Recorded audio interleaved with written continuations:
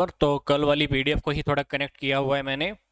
आगे के जो क्वेश्चंस हैं हमारे, कहते हैं कि एक कंपनी है मान लो, और उस कंपनी की अपनी फैक्ट्री के नया हम एक बिल्डिंग बनी है। हमने ना अपना पूरा का पूरा सारा सामान वहीं पे ट्रांसफ़र कर लिया है या करना है, वट एवर जो भी है।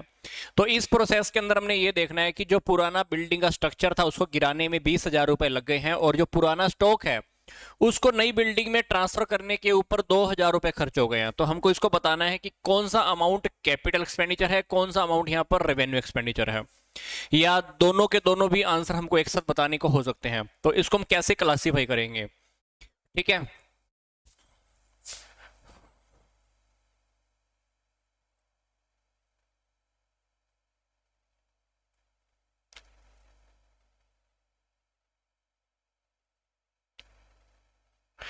यस, क्योंकि हमारी नई बिल्डिंग बन गई है तो पुराना जो स्ट्रक्चर है उसको गिराने पे हमारा 20,000 रुपये लग गया है, और स्टॉक को ट्रांसफर करने के ऊपर हमारे 2,000 रुपये लग गए हैं। तो इस सिचुएशन के अंदर जो हम देखें, जो पुराना स्ट्रक्चर जो हमने गिराया है, जो 20,000 रुपये हमारे लगे हैं वो कैपिटल एक्सपेंडिचर है। ये 20,000 रुपये कौन सा एक्सपेंडिचर है? Capital expenditure. और ये 2,000 रुपये का जो खर्चा हुआ है ये हमारा रेवेन्यू एक्सपेंडिचर है। तो ये हमारा आंसर सी होगा, है ना। Capital expenditure and the revenue expenditure.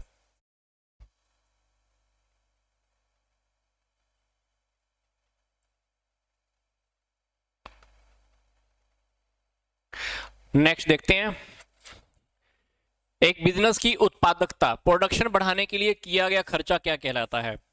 ये क्वेश्चन हमने वैसे कल भी देखा था कि जब भी हम प्रोडक्टिविटी बढ़ाना चाहते हैं तो हमारा ये एक्सपेंस होगा कैपिटल एक्सपेंडिचर, और अगर हम प्रोडक्टिविटी मेंटेन करना चाहते हैं, मेंटेनेंस के ऊपर खर्चा करना चाहते हैं, तो वो होते हैं revenue expenditure. Next one is interest on drawing, business के लिए क्या है? शुरुआत का खर्चा है, कैपिटल प्रॉफिट है, या प्रॉफिट है, या लॉस है? क्या लगता है आपको, इंटरेस्ट ऑन ड्रॉइंग एक बिजनेस के लिए क्या होता है?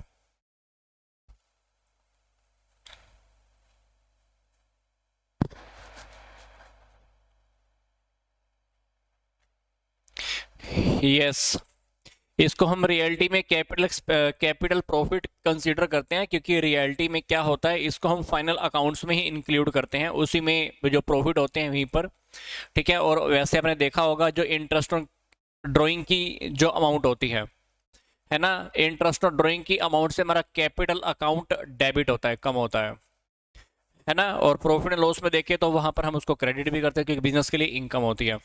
तो कहीं ना कहीं इसका इफेक्ट क्योंकि कैपिटल अकाउंट पे पड़ रहा है, तो ये हमारा ये कैपिटल हमारा कह लीजिए गेन है, कैपिटल प्रॉफिट उसको हम कह सकते हैं।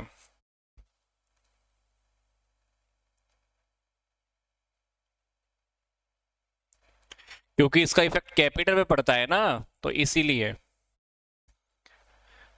नेक्स्ट देखते हैं, सिनेमा चलाने हेतु लाइसेंस का खर्चा कौन सा होगा? ये तो टॉपिक बिल्कुल सिंपल सा है। सिनेमा चलाने के लिए जो भी हमने खर्चे किए हैं स्टार्टिंग में, ये सारे के सारे हमारे कैपिटल नेचर के एक्सपेंडिचर हैं। आगे, कैपिटल एक्सपेंडिचर को रेवेन्यू एक्सपेंडिचर में लिखने पर क्या परिणाम होता है? गुप्त संचय बनता है, कैपिटल रिजर्व, या रेवेन्यू रिजर्व, या इनमें से कोई नहीं? जब हम कैपिटल एक्सपेंडिचर को रेवेन्यू एक्सपेंडिचर गलती से मान लिया या हमने कर दिया, तो इससे हमारा एक सीक्रेट रिजर्व बन जाता है। यस, जिसको हम गुप्त संचय भी बोलते हैं। क्या बन जाता है? Secret reserve. और सीक्रेट रिजर्व रियलिटी में हम बैलेंस शीट में शो भी नहीं करते हैं, ठीक है। और इससे हमारी बिजनेस की जो पोजीशन है थोड़ी सी स्ट्रॉन्ग सी शो होने लग जाती है। यस, जब हमको इसको नॉलेज होती है तो हम इसको अवर भी कर देते हैं, बट फिलहाल ये सीक्रेट रिजर्व होता है। Next is conversion of raw material into finish product is function of, कच्चे माल का अंतिम उत्पाद में रूपांतरण करना क्या कहलाता है? कॉमर्स, इंडस्ट्री, बिजनेस, ट्रेड, या ऑक्सिलरी टू ट्रेड?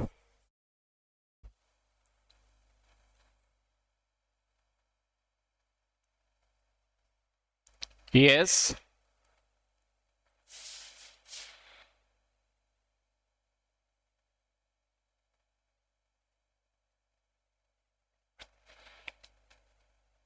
यस, ये सारा काम क्योंकि इंडस्ट्री में होता है ना, तो कच्चे माल को जब हम अंतिम फिनिश प्रोडक्ट में कन्वर्ट कर देते हैं, तो ये सारा काम फैक्ट्रीज में होता है ना, फैक्ट्रीज में होता है। तो इंडस्ट्री क्या होती है, रियलिटी में फैक्ट्रियों का पूरा पूरा ग्रुप होता है, दैट इज इंडस्ट्री। जैसे कपड़ा इंडस्ट्री है, अब कपड़ा इंडस्ट्री के अंदर काफी सारी कपड़ों की फैक्ट्री आती हैं। स्टील इंडस्ट्री, स्टील इंडस्ट्री का मतलब क्या है, उसके अंदर काफी सारी स्टील की फैक्ट्रीज हैं। तो ये इंडस्ट्री के अंदर ऐसे होता है, तो उसके अकॉर्डिंग हमारा इंडस्ट्री ऑप्शन है। ओके, नेक्स्ट देखते हैं। Environmental protection act in India was enacted by the in the year, कौन से साल में पारित किया गया था इन्वायरमेंटल प्रोटेक्शन एक्ट? 56, 82, 76 या 1986? क्या लगता है? इस क्वेश्चन का आंसर तो हम सब दे सकते हैं।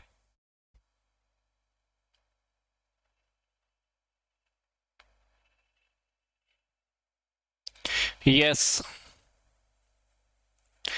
ये हमारा 1986, ठीक है। जैसे कंज्यूमर प्रोटेक्शन एक्ट 1986 था ना, उसी के साथ याद रख लो, इन्वायरमेंट पोल्यूशन एक्ट। आगे है, the first industrial policy of the independent India was announced, पहली जो इंडस्ट्रियल पॉलिसी थी भारत के आजाद होने की बात की, तो कब अनाउंस की गई थी? 57 में, 47 में, 2004 या 1948 में?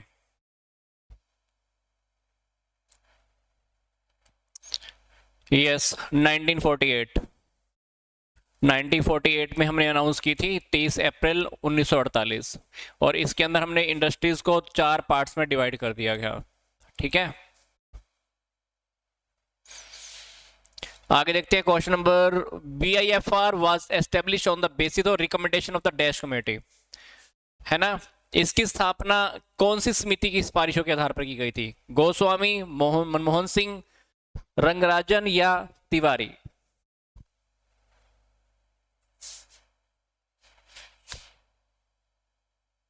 Board for industrial and financial reconstruction, ध्यान से देख लो, BIFR की फुल फॉर्म है अपना board for industrial and financial reconstruction.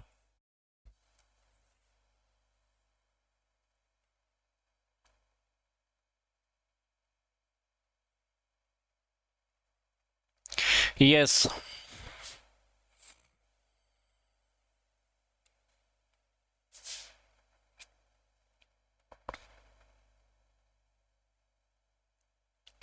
Yes, Tiwari, D.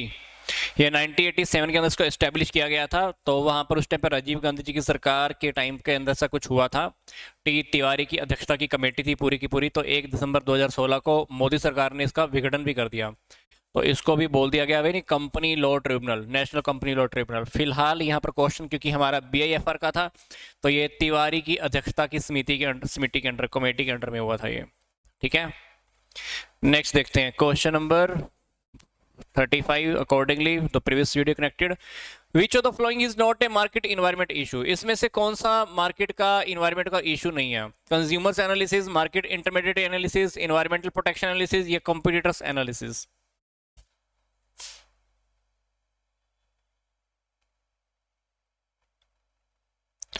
Yes, environmental protection, पर्यावरण संरक्षण, ठीक है। बाकी तो सारे के सारे हैं ही, मार्केट के अंदर इन्वायरमेंट का एनालिसिस करना पड़ता है, बट ये इन्वायरमेंट प्रोटेक्शन का टॉपिक नहीं आएगा ना, क्योंकि इन्वायरमेंट प्रोटेक्शन को लेकर है।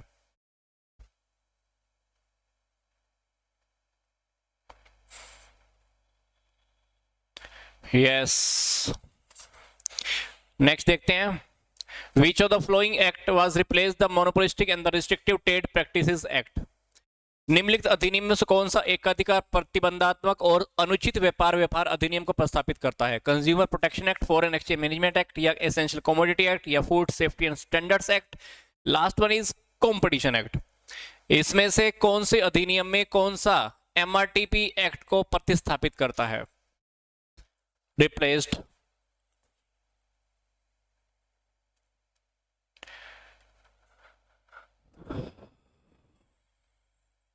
यस, कंपटीशन एक्ट, ये बना था 2002 के अंदर, और इसने MRTP एक्ट को रिप्लेस कर दिया था, ठीक है। 1969 के अंदर जो MRTP एक्ट बना था उसको रिप्लेस कर दिया था इसने, ये 2002 में बना था।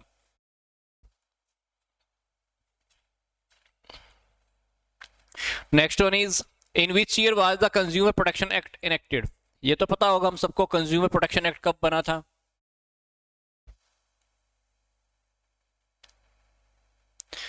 चलो इस क्वेश्चन का आंसर तो हम सब दे सकते हैं ना, सबका सही भी होगा। और मैंने अभी आपको हिंट भी दिया था एक क्वेश्चन के अंदर, उस क्वेश्चन का आंसर कनेक्ट करने के लिए।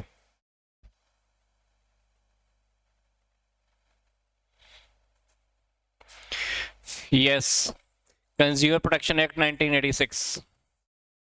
ठीक है, इसके बाद कोई ना कोई अपना हमारा अमेंडमेंट्स भी आ गई हैं कहीं ना कहीं 2009 2019 सॉरी। ठीक है, जो 20 जुलाई 2020 से अप्लाई भी हो चुका है।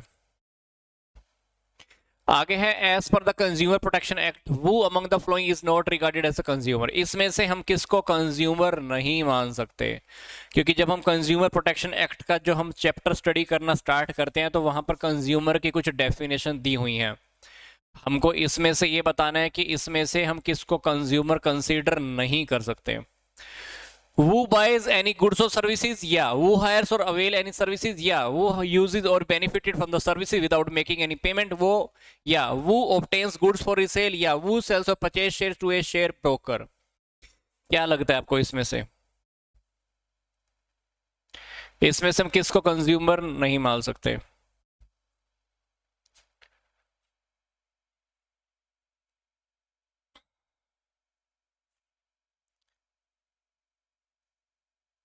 यस, ये तो बिजनेसमैन हो गया ना, कंज्यूमर थोड़ी है। कंज्यूमर कौन होता है? जो प्रोडक्ट को खरीदेगा खुद ही यूज कर लेगा। इसने क्या किया, सेल करने के लिए प्रोडक्ट खरीद रहा है तो बिजनेस में आ गया ना, तो बिजनेसमैन हो गया वो। तो ये कंज्यूमर कैसे काउंट हुआ? तो कंज्यूमर प्रोटेक्शन एक्ट के अकॉर्डिंग ऐसा इंसान जो किसी प्रोडक्ट को दोबारा सेल करने के लिए परचेज करता है ना, तो वो कंज्यूमर नहीं है। ठीक है, जो भी पर्सन दोबारा सेल करने के लिए प्रोडक्ट को परचेज कर रहा है उसको हम बिजनेसमैन कंसीडर करेंगे, व्यापारी। ध्यान रखना।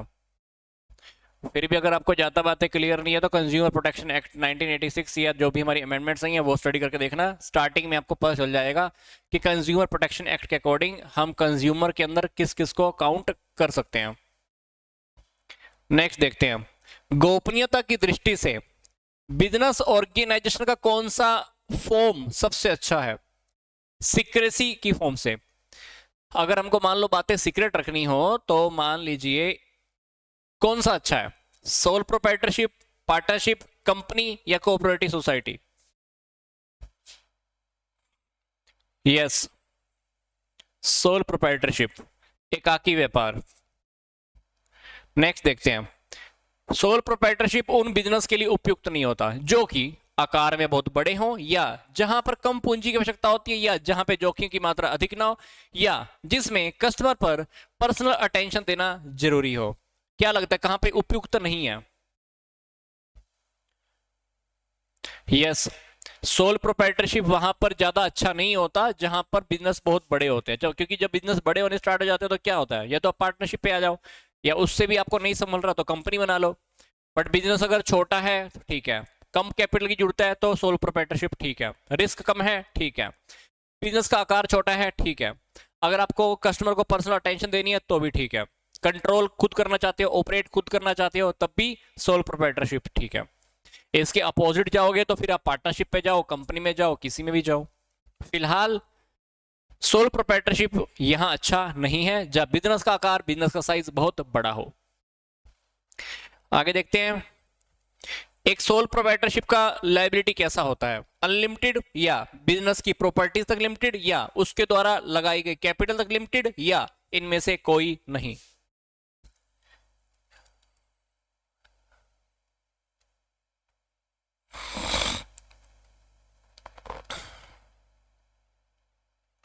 यस, ये टॉपिक हमने पहले भी बताया था। पार्टनरशिप में और सोल प्रोप्राइटरशिप के अंदर पार्टनर्स की जो लायबिलिटी होती है, या सोल प्रोप्राइटरशिप में जो ओनर होता है उसकी लायबिलिटी अनलिमिटेड होती है।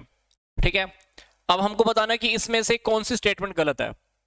पार्टनरशिप में पार्टनर्स की न्यूनतम संख्या 4 होती है।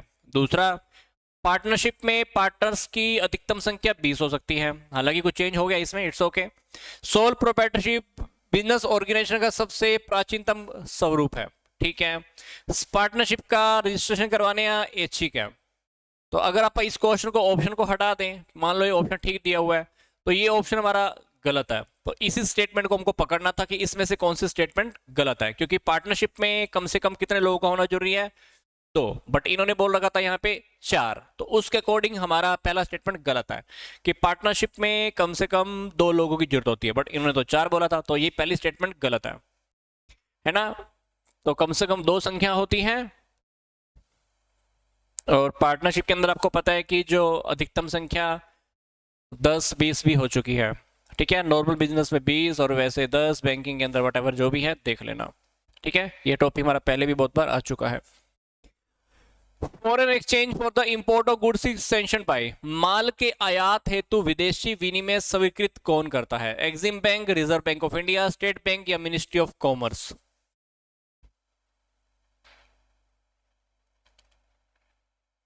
यस बताओ। हाँ,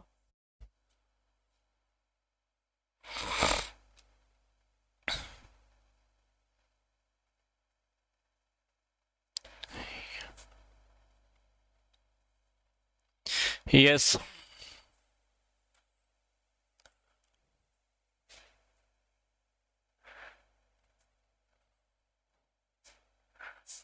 क्योंकि उनको अपने लाइबिलिटीज की पेमेंट करनी होती है ना, इसलिए।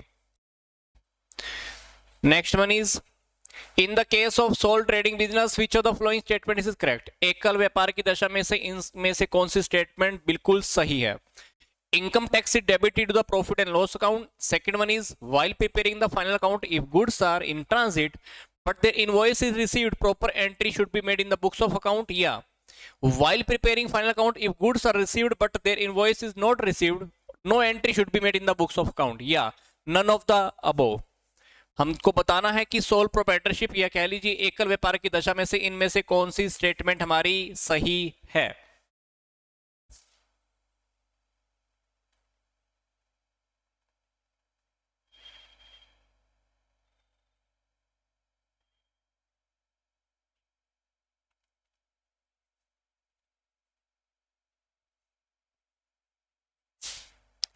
Yes, B. मतलब जब हम फाइनल अकाउंट बना रहे हैं और माल रास्ते में है, परंतु उसका अगर हमको बिल रिसीव हो जाता है तो अकाउंट्स की बुक में हमको उसकी सही एंट्री कर लेनी चाहिए। अगला है, एक व्यक्ति का नियंत्रण विश्व में सर्वोत्तम है, ये स्टेटमेंट किसने दी है? One man control is the best in the world is the statement of Haney, Kimball and Kimball, William R Bassett या F.W. टेलर? इन चारों में से किसने ये स्टेटमेंट दी है?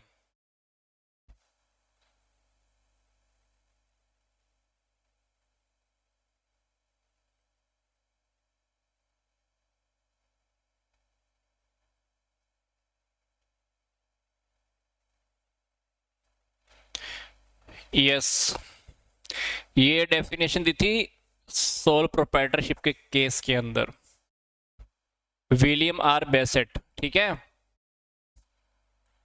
विलियम आर बेसेट का स्टेटमेंट है ये, ध्यान रखना। Next is, consumer cooperative store is setup by the central government, state government, state cooperative bank या मेंबर्स? कंज्यूमर जो कोऑपरेटिव स्टोर होते हैं वो सेटअप कौन करता है? यस, मेंबर्स, ठीक है। ताकि अपने कस्टमर्स को सही रेट पर प्रोडक्ट मिल सके, दैनिक रूटीन की, डेली रूटीन की वस्तु की जरूरतें पूरी हो सके, ठीक है। जो भी प्रॉफिट होता है वट उसके बाद वो देख सके। The form of business organisation which is not govern by any specific act is known as, business organisation का ऐसा कौन सा प्रारूप या फॉर्म है जो किसी विशिष्ट अधिनियम द्वारा कंट्रोल नहीं होता? उसको क्या कहते हैं हम? Sole proprietorship, partnership, cooperative society या कंपनी?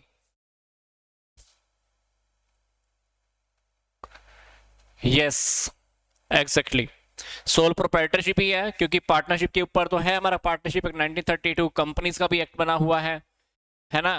तो कहीं ना कहीं हमारा है।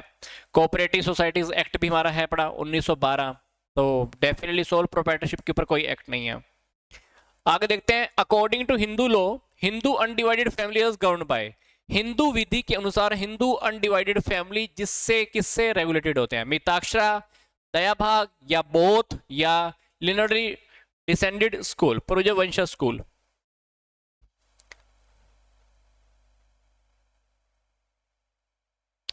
यस,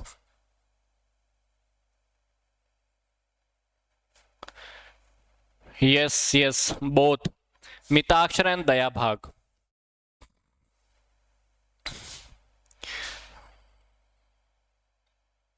जो दाएं भाग है ना, दाया भाग या दाएं भाग बोलते हैं इसको, ये वेस्ट बंगाल में अप्लाई होता है। और जो मिताक्षरा है वो वेस्ट बंगाल को छोड़कर पूरा का पूरा, पश्चिम बंगाल को छोड़कर समस्त भारत में अप्लाई है ये। ठीक है, नेक्स्ट देखते हैं। एक पार्टनरशिप एग्रीमेंट कैसा हो सकता है? ओरल, रिटर्न या बोथ, या इनमें से कोई नहीं?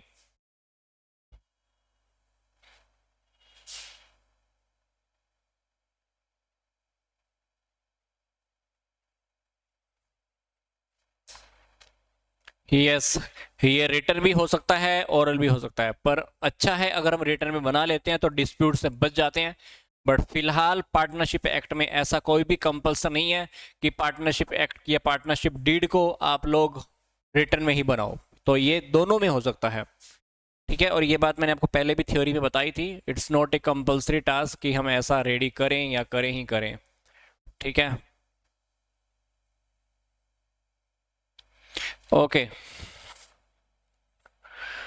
एक पार्टनरशिप फर्म डैश नहीं प्राप्त कर सकती, बैंक लोन या ऋण प्राप्त, ऋण पत्र जारी करके, या सरकारी ऋण, या पार्टनर से लोन।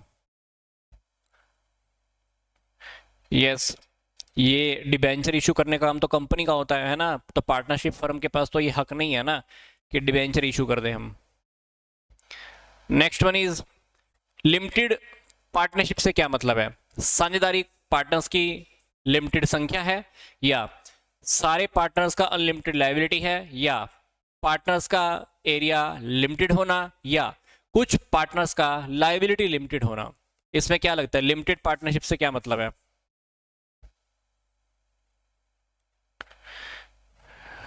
यस, इसका मतलब होता है कुछ पार्टनर्स की जो लायबिलिटी होती है वो लिमिटेड होती है, और जितनी लायबिलिटी उन्होंने मानी है या कही है वो उतने तक ही अमाउंट पे करने के लिए लायबल होते हैं, हम उनसे कुछ भी आगे का वसूल नहीं कर सकते extra. Next one is in a partnership firm the scope of audit and duties of auditor determined by. A साझेदारी फर्म में ऑडिटर के जो एरिया है या ऑडिटर के जो ड्यूटीज हैं उसको कैसे फिक्स किया जाता है? पार्टनरशिप एक्ट से, पार्टनरशिप डीड से, या agreement between the partnership firm and the auditor, या none of the above? Yes,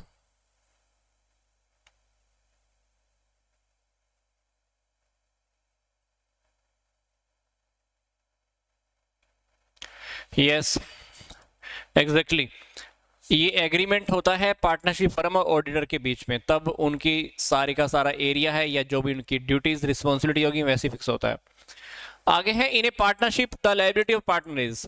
एक पार्टनरशिप के अंदर पार्टनर्स की लायबिलिटी कैसे होती है? सेवरल, जॉइंट, जॉइंट और सेवरल, या जॉइंट एंड सेवरल, कौन सी?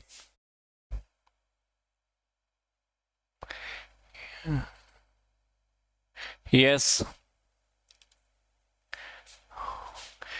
पार्टनरशिप फर्म के अंदर पार्टनर्स की लायबिलिटीज जॉइंट भी होती है और सेपरेट भी होती है। ठीक है, ये ध्यान रख लेना, सबको मिलाकर इकट्ठे रिस्पॉन्सिबल होते हैं। बट भारत में अभी एक लिमिटेड लायबिलिटी पार्टनरशिप एक्ट भी आया हुआ है ना 2008, उसके अप्लाई होने के बाद लिमिटेड पार्टनरशिप की भी अरेंजमेंट मैनेजमेंट होने लगी है। हालांकि इंडिया के अंदर ज़्यादा फेमस नहीं है, हालांकि एलएलपी अमेरिका या इंग्लैंड में ज़्यादा एक्टिव है।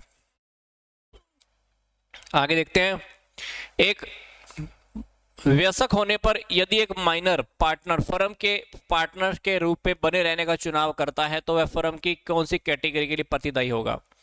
अपने वयस्क होने की तिथि से, या फर्म की लाभ प्राप्त होने की तिथि से, या वाद की उस तिथि से जब वह साझेदार बनने का चुनाव करता है, या अभिभावक बोले तो पेरेंट्स के द्वारा, या उसको जो भी हैंडल करता है उसको घर के अंदर बड़ा के द्वारा विकल्प देने की स्थिति से।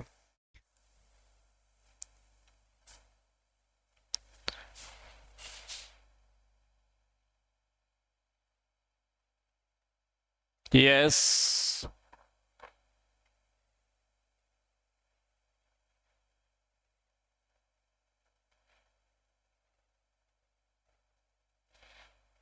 यस, मेजर मतलब 18 साल से जब वो बड़ा हो जाता है तो यदि एक माइनर पार्टनर फर्म के पार्टनर के रूप में बने रहने का सिलेक्शन करता है ना, तो फर्म में लाभ प्राप्त होने की तिथि से वह प्रतिदायी होगा, रिस्पॉन्सिबल होगा।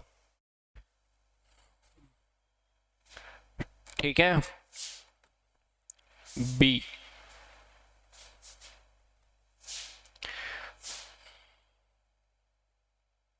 यस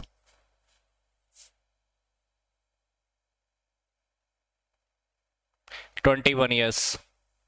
दरअली हम 18 को मान लेते हैं ना, तो वैसे 21।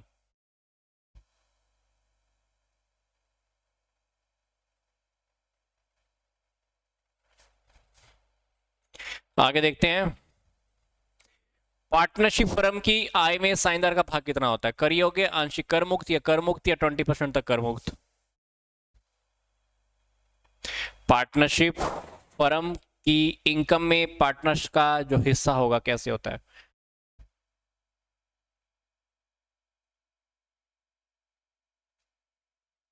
यस जब उसको इनकम मिलती है तो उसके ऊपर जो पार्टनर्स को कोई टैक्स नहीं देना जाता, क्योंकि फर्म ऑलरेडी टैक्स दे देती है। ठीक है, तो वो फर्म के हाथों में पहले टैक्स पे कर चुका होता है। आगे देखते हैं, by limited partnership we mean, limited partnership से हमारा मतलब क्या है? The number of partners limited, या liability of all partners are limited, या कैपिटल ऑफ पार्टनर्स लिमिटेड, या liability of some partners is limited? Limited partnership से क्या मतलब है?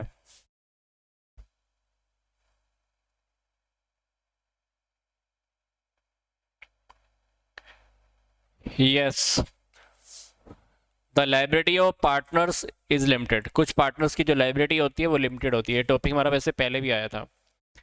नेक्स्ट देखते हैं, इन the case of N unregistered firm A partner can not, अगर मान लो किसी फर्म की रजिस्ट्री नहीं हुई है तो एक पार्टनर क्या नहीं कर सकता? Get a share in the profit, या get interest on his capital, या participate in the management of business, या file a suit against any partner? मान लो पार्टनरशिप फर्म हमारी रजिस्टर्ड नहीं हुई है तो पार्टनर क्या नहीं कर सकता?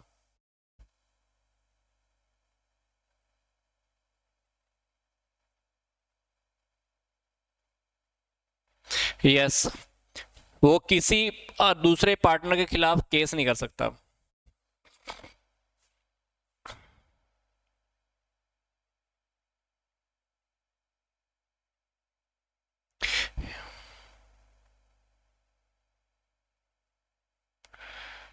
यस अगर किसी पार्टनरशिप का रजिस्ट्रेशन नहीं हुआ है ना, तो पार्टनरशिप फिर्म की रजिस्ट्री ना होने केस में एक पार्टनर दूसरे पार्टनर पर या किसी बाहर की पार्टी के अगेंस्ट हम केस नहीं कर सकते, वाद प्रस्तुत नहीं कर सकते हैं। ठीक है, तो यहीं पर यही लिखा हुआ था, अन्य साझेदार के विरुद्ध हम वाद प्रस्तुत, फाइल सूट नहीं हो सकता है। ठीक है।